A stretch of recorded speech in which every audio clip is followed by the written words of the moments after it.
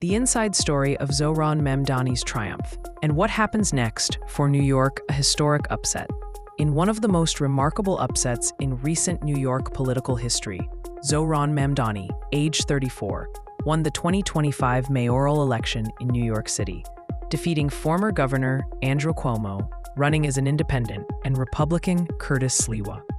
Mamdani not only secured the Democratic nomination, but prevailed in the general election, making him the city's first Muslim mayor, its first mayor of South Asian heritage, the first to have been born in Africa, in Uganda, and the youngest mayor in more than a century.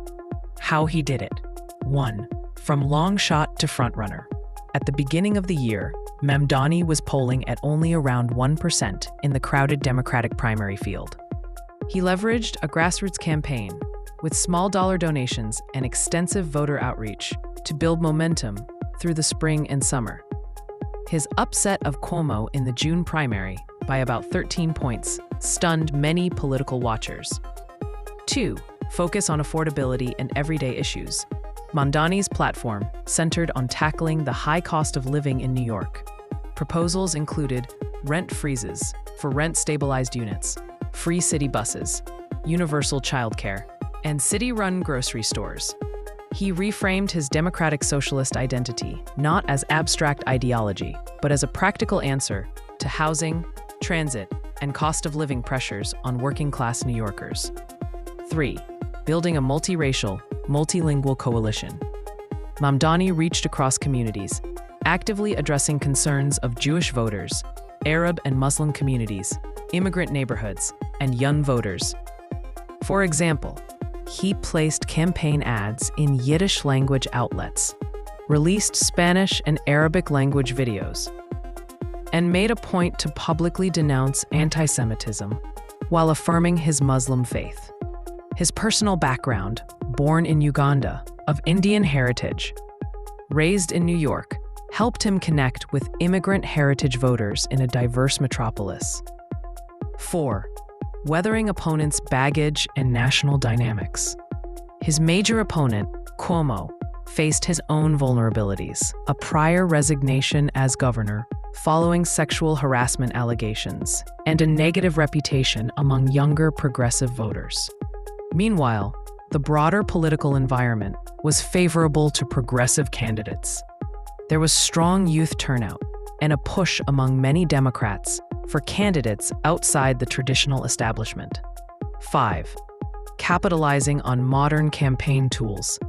Mamdani's campaign used creative, media-savvy tactics, social media videos, street-level grassroots canvassing, appealing to first-time and young. Why it matters: representation and identity. His election marks a milestone for Muslim and South Asian representation in American big city politics, signaling that voters are open to candidates who break historic demographic molds. The Washington Post Progressive Resurgence. The win signals that a progressive platform tied to working-class economic issues can win in major urban contests, even when facing establishment opponents. Challenge ahead. While the victory is impressive, Mamdani now faces the hard work of delivering on bold promises, navigating the complexities of New York government, and working with a state-level government which may be more centrist. Observers note that translating campaign rhetoric into policy will be a key test.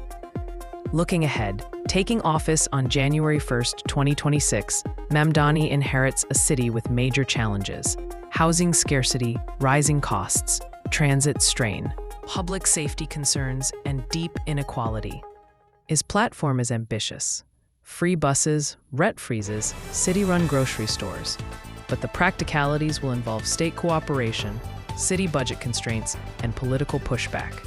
As one headline put it, the biggest rebuttal to the status quo in New York politics. Closing thoughts. Zohran Mamdani's ascent is a story of underdog momentum, progressive vision, demographic change, and effective modern campaigning.